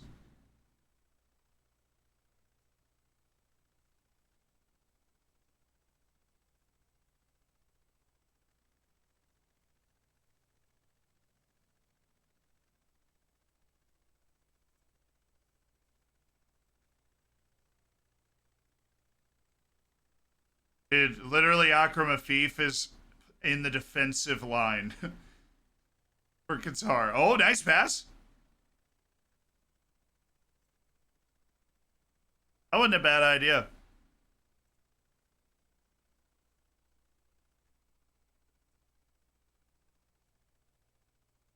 Can somebody turn Senegal back on? Yeah, for real, dude. That's a halfback. He's not even playing Dilp. He's playing halfback right there, dropping in. Neymar's out rest of the group stage. Man, if only Brazil had other attackers on that team.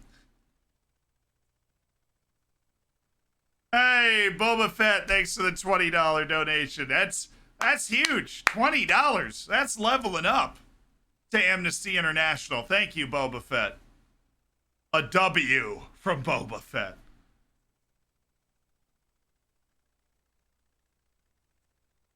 What was that? Qatar deserve a goal on the balance of play. They do. Senegal is fortunate it was able to get that goal off the corner to make this a little more comfortable.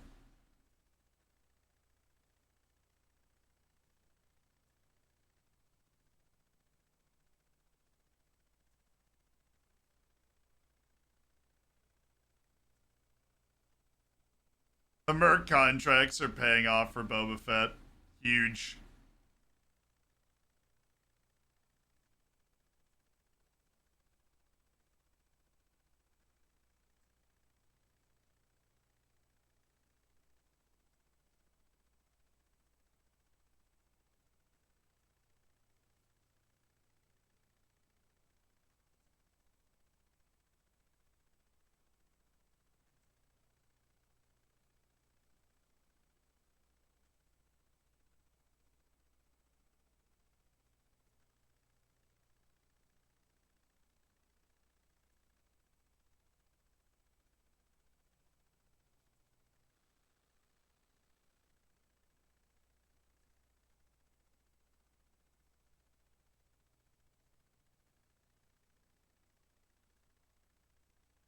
A thief? Oh!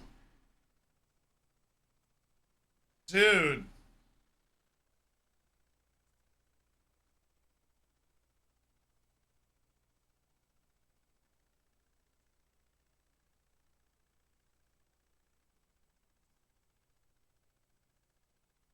Trying to create chaos.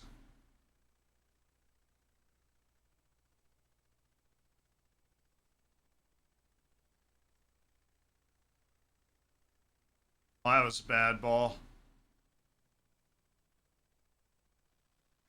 Oh my goodness, Alaris. $50 donation from Alaris to Amnesty International. Thank you, Alaris, for throwing $50 down. Why do I feel like Qatar will only score against the Netherlands? That would be funny if they just showed up and beat the Netherlands for no reason. Oh, they're bringing in Montari. This is the guy that almost scored that banger in the last match. Who's coming off? 20?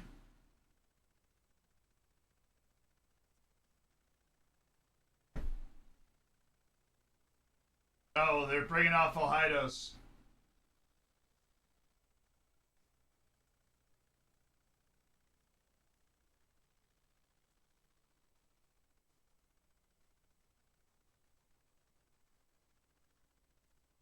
Ahmed Montari is in. Yay.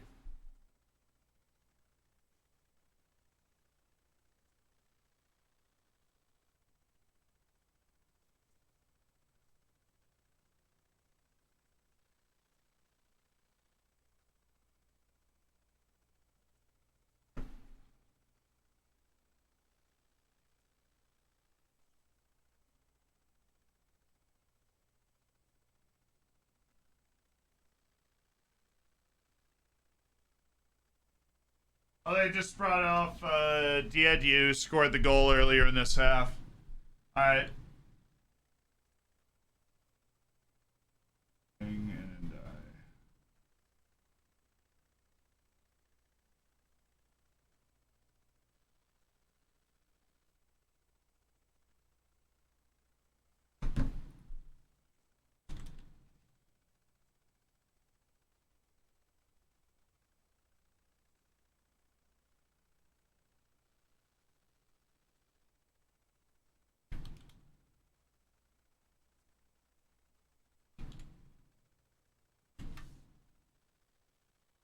All right, changes update. Changes up to date. She ding the other one. Hey, Mr. Prager, thank you for for the $15 donation to Amnesty International as we keep trying to make the world a better place. Great human rights organization. Best one we could find to raise money for. So thank you so much for that. Feeling the jitters? Not yet. No, when I get seated in the bar and have my first beer, then maybe. Then the second beer will take care of them. How's the live stream gonna work on match day 3? Well, we have our 2 scores, you know. We'll have a clock under both of them.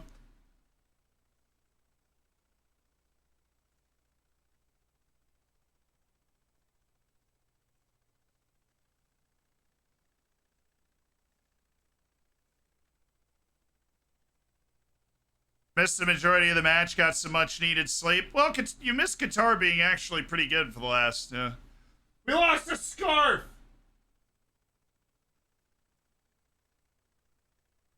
Oh no. Not the scarf. There was Senegal too. Is that a sign? Is Senegal in trouble?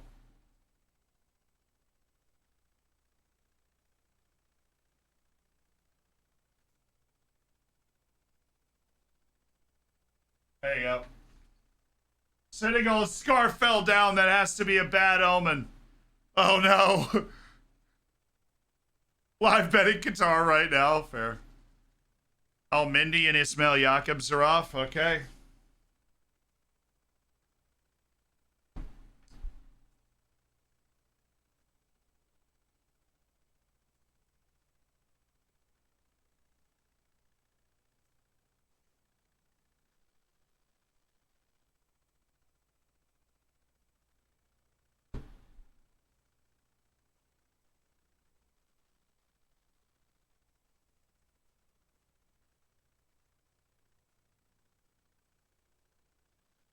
What's playing for the U.S. game tonight? Bar stream? Yes. Bar stream. Well, IRL at the bar should be fun.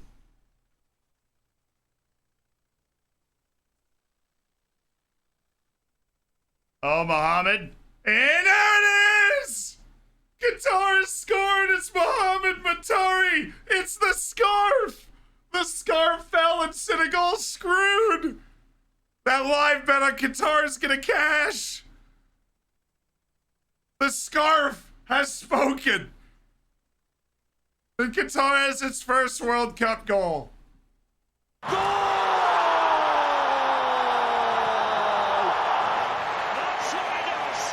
How long was he in the game? Like 5 seconds?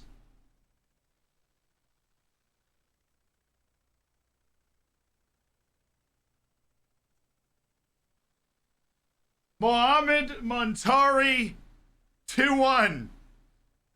That's a good header. Good ball, good header.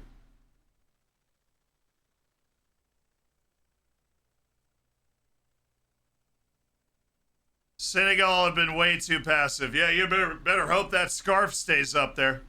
I agree. Senegal they were inviting way too much pressure. I don't think they actually thought Senegal was going to score. Or that they thought Qatar was going to score. But, you know, Qatar... You might have just woken up the Asian champions. I say that as the... Who is this center back, dude? Kooky. Do they not have anybody else? This guy, you want to talk about a meme. You combine their goalkeeper with this center back. It's the same guy that fell over and gave them their first goal. Qatar has to have another center back. Their goalkeeper's a meme, and this center back is just another meme. Whoa. The Qatari section's bouncing now.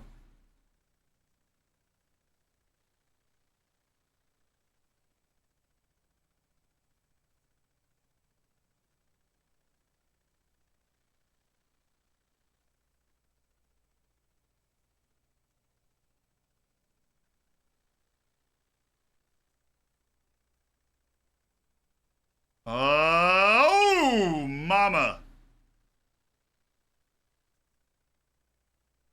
Wait, Kooky is one of their naturalized players? Dude.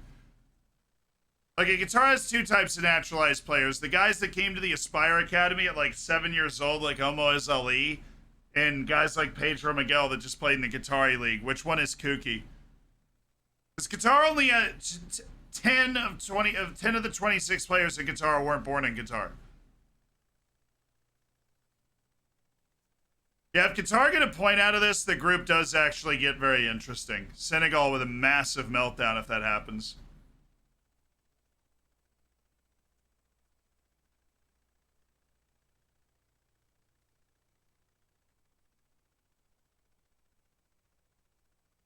Cookie was naturalized while playing in the... Dude, you're okay. He was naturalized while playing in the Qatari League and he's done this. He's a sleeper agent for Algeria. No way he's not. And for those wondering that weren't here for the last time we had this conversation, Qatar is actually only has the fourth most players that weren't born in its country to be playing for it. In case you were wondering. Nice ball.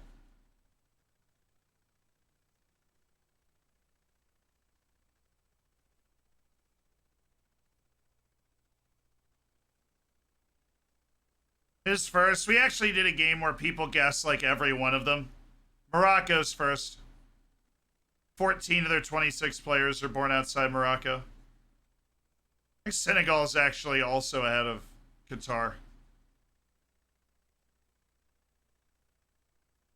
I can't remember. I'll look it up. Assuming that ball's going out of play, I'll look it up.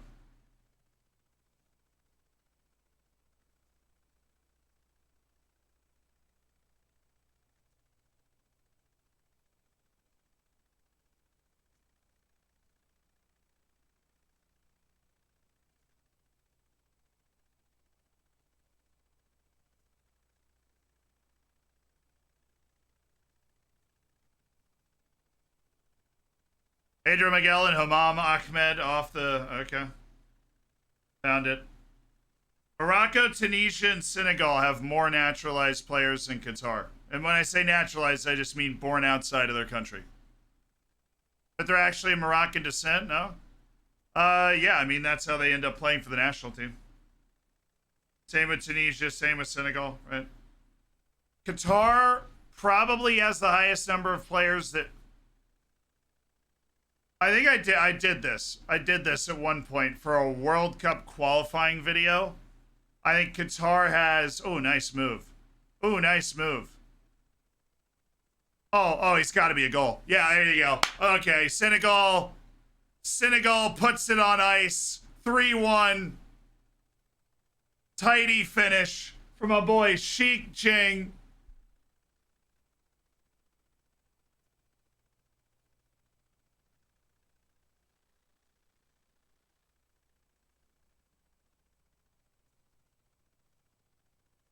That was a lovely run to open that up.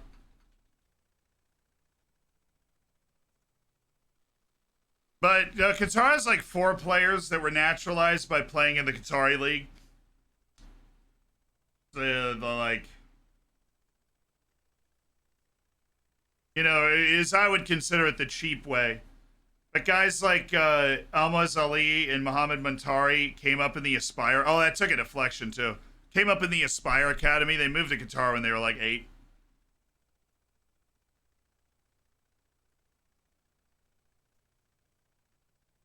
That'll do that. Ahmed Miguel.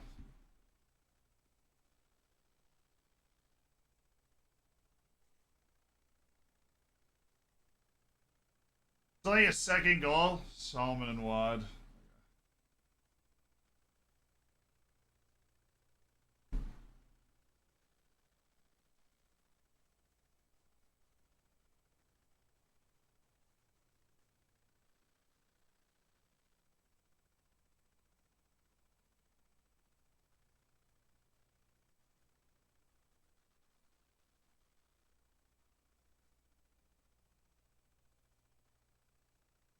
All right, Qatar has 1 sub left. I think. It's because you put the scarf back. Yeah, maybe. But that does probably ice Qatar out of this group.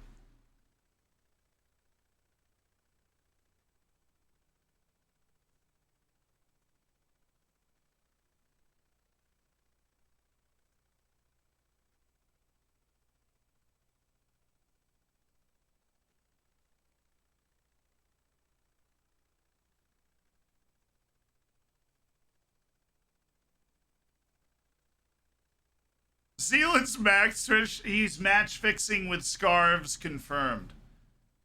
Confirmed.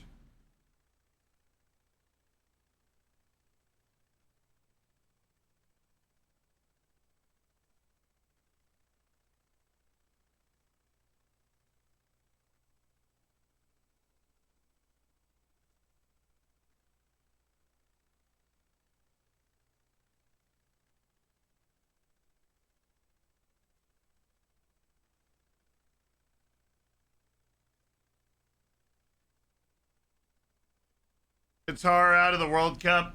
Likely. Unless Ecuador beats the Netherlands, Qatar are officially eliminated after match day 2. They can mathematically stay alive if Ecuador beats the Netherlands. But they could become the first team eliminated, which would just be the icing on the cake, I believe.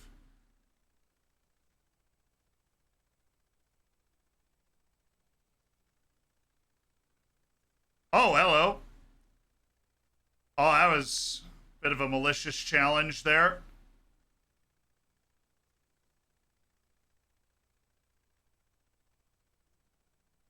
Qatar have played better football than Senegal, but Senegal have been more clinical. I would say over the last 30 minutes, Qatar's played the better ball, but Senegal got its one chance. Qatar's defense is bad. I told you that coming in.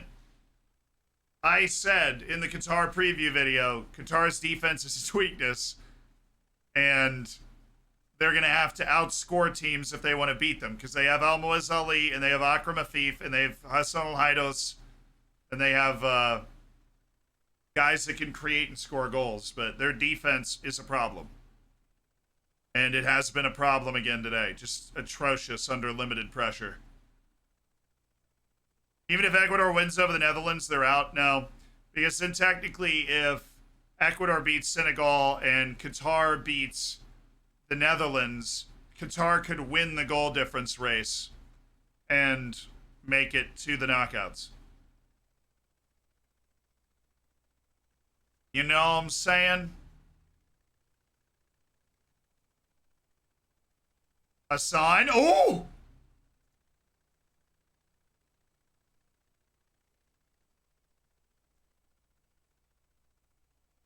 Dude, he can shoot. Abdul Karim Hassan can just blast the ball. No shot for the keeper. That was a really well done free kick.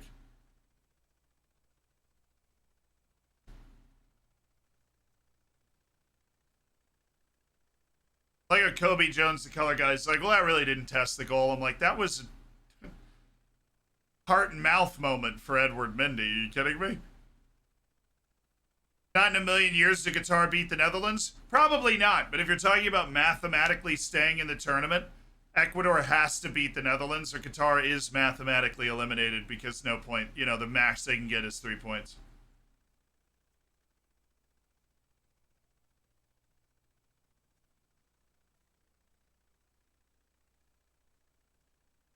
That was a corner, it was.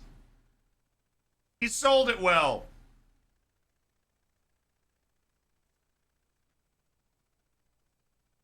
Not in a billion years does Saudi Arabia beat Argentina. Exactly. I mean, losing this game was always going to essentially knock Qatar out, but it hasn't actually yet.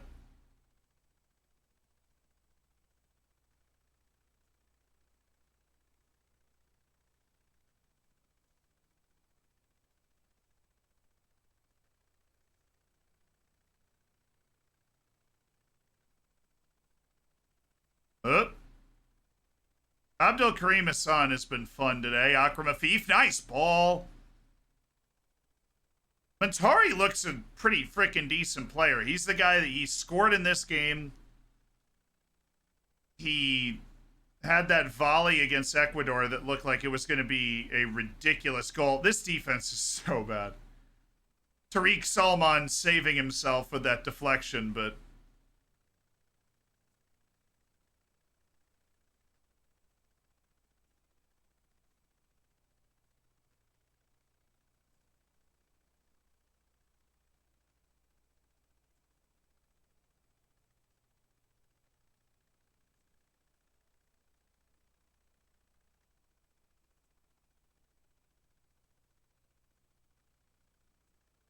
ugh.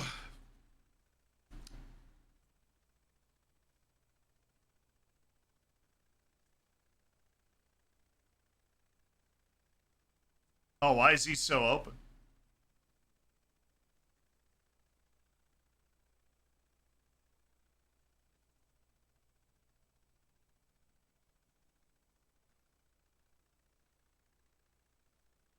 Half the stadium left? Yeah. After the third goal for Senegal, basically everybody just started leaving.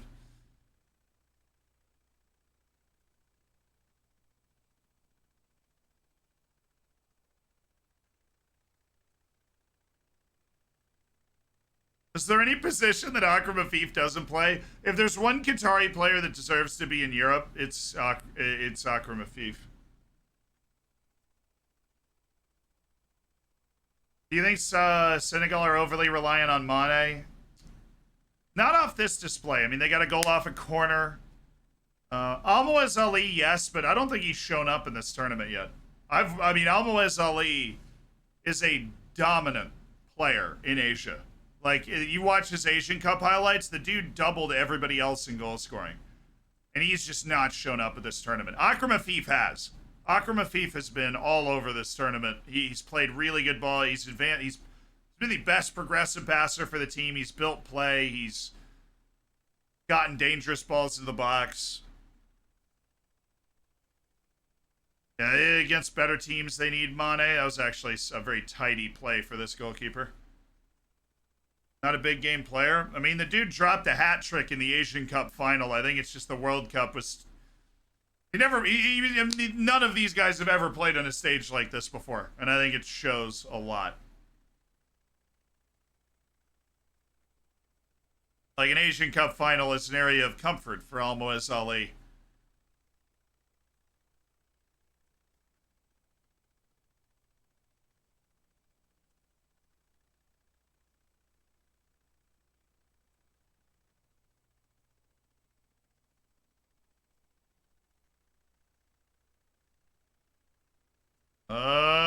No.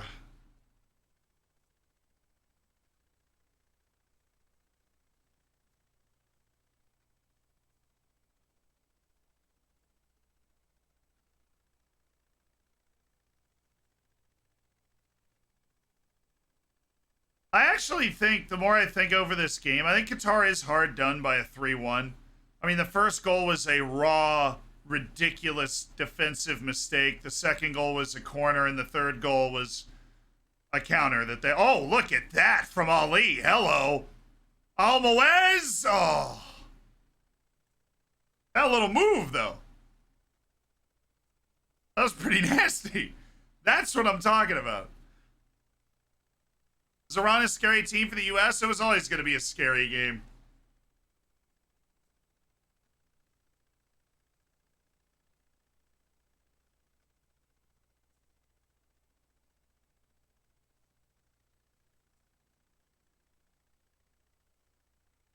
Yeah, they had the Qatar had the really reasonable penalty shout in the first half, and they've had some opportunities that Edward Mendy has made two fabulous saves in this game. Yeah, I think there's a version of this game where Qatar actually gets all 3 points, but Senegal will be happy with their tidy performance. Senegal, I mean, Senegal just had to get 3 points in this game, and they're going to, yeah. So that looks like it's it for Qatar. They'll have a chance to go for a famous win against the Netherlands, and that's it.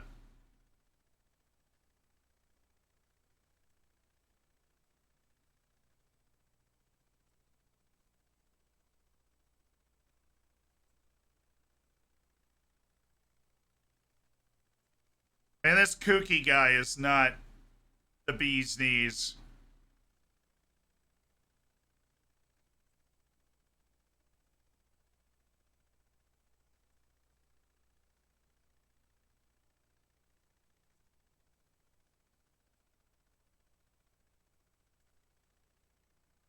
Qatar can only qualify if Ecuador beats the Netherlands, and then they beat the Netherlands, and then Ecuador beats Senegal. If they lose. Yeah, and they're not going to score 2 goals in the next 20 seconds, so that's the only way Qatar makes it now. So they're likely, as long as the Netherlands at least gets a draw, to be the first team mathematically eliminated from the World Cup.